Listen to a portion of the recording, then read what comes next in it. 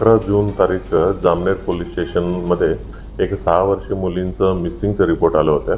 6 वर्षीय मुलींचं रिपोर्ट झाल्यानंतर तिथं पोलीस आणि गावकरी सर्व गावाच्या आजूबाजूला सर्चिंग केलेलं आहे आणि अंदाजे त्या दिवशी 10 वाजता रात्री मुलींचं बॉडी सापडलं होतं आणि आमच्या पोलिसांचं तपासामध्ये हे निष्पन्न झालं की त्याच गावातली राहणाऱ्या एका माणसाने त्या मुलींवरती अत्याचार केला आणि त्या मुलींना मर्डर केलं हे निष्पन्न झालं.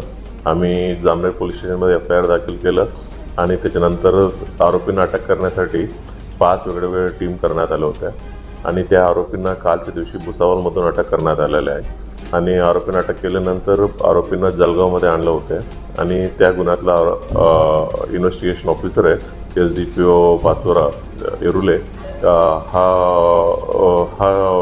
इथं जळगावात येऊन अटकच्या कारवाई चालू होत्या. त्याच दरम्यान जामनेर पोलीस स्टेशनमध्ये काही लोक जमा झाला आणि काही लोक जमा होऊन त्यांनी असे डिमांड करत होते की आरोपींना आमच्या ताब्यात द्यावी आणि आरोपींना आम्ही त्यांना शिक्षा देऊ असे डिमांड करत होता.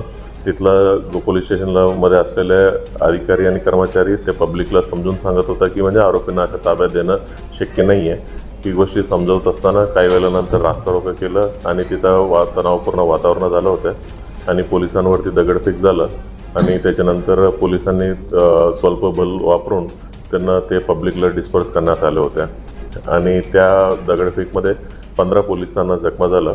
त्याच्यापैकी 6 पोलीस आताही हॉस्पिटलाइज्ड आहे आणि कोणी सिरियस नाही आहे आणि त्याच्यानंतर जामनेर पोलीस स्टेशनमध्ये काल झालेलं ही घटनांचा गुन्हा दाखल करण्यात आलेला आहे आणि 15 लोकांना अटकचं कारवाई करण्यात आलेलं आहे. सर्व बांधवांना मी हीच आवाहन करू इच्छिते. आरोपींना आम्ही अटक करण्यात आलेला आहे.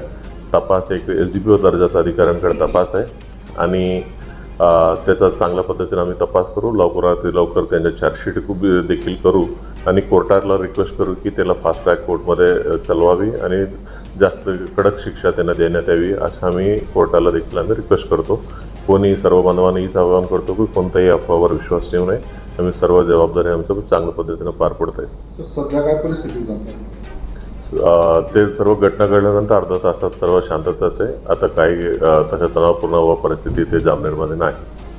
किती जणांच्या विरोधात एकूण गुन्हे दाखल करण्यात आले? 15 जणांना अटक केली. गुन्हे किती जणांच्या विरोधात?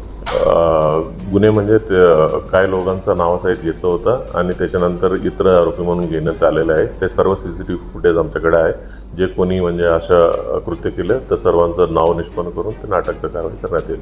काल पोलिसांना हवेत गोळीबार, अश्रुधूर, लाठीचार्ज ही करण्याची वेळ आलेली. ते एकदा दगडफेक झाल्यानंतर त्यांना पब्लिकला डिस्पर्स करायला स्वल्प बल वापरायला लागलेलं आहे.